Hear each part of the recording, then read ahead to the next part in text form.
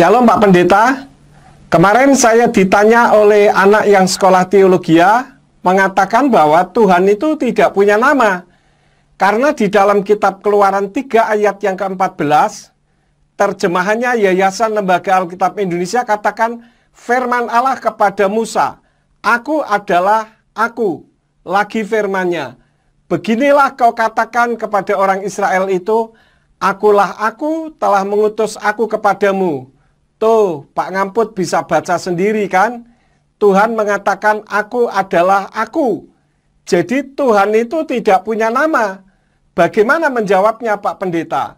Apakah benar Tuhan tidak punya nama? Shalom Pak Ngamput.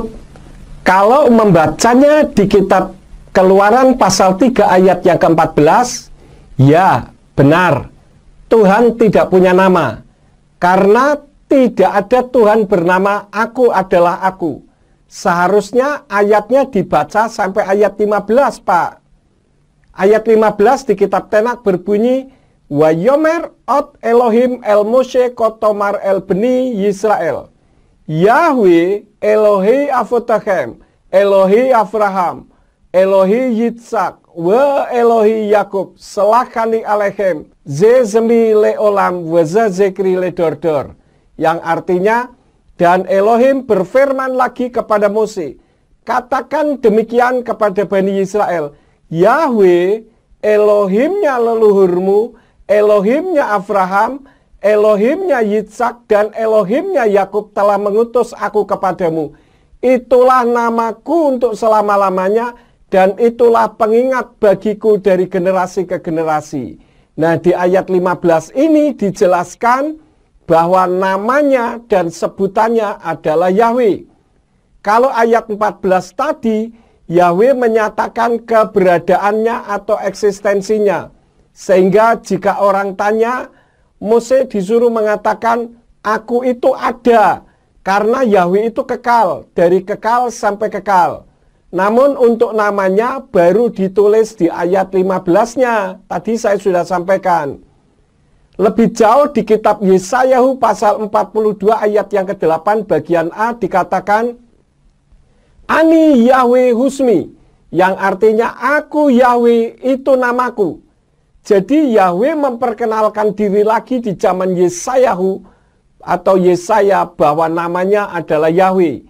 Dan nama Yahweh itu bukan nama yang diberikan oleh Mose, Pak Ngamput, melainkan oleh dirinya sendiri.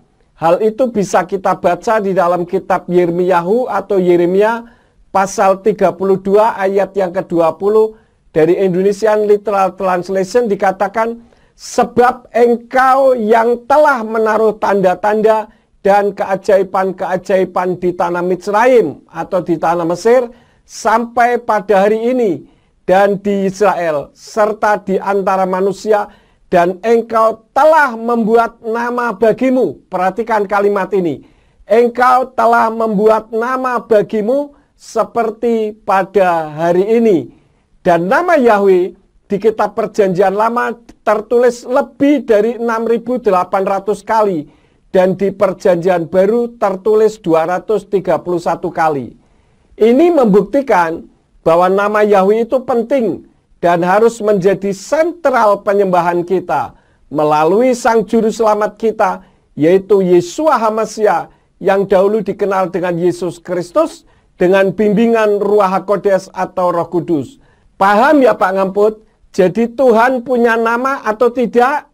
Dan namanya siapa Pak Ngamput? Silakan Bapak jawab. Paham Pak Pendeta? Paham sekali. Tuhan memang punya nama dan namanya Yahweh Pak Pendeta. Terima kasih untuk penjelasannya Pak Pendeta Yakub. Bapak Yahweh Besem Yeshua HaMashiach Ruach HaKodes memberkati Pak Pendeta. Amin.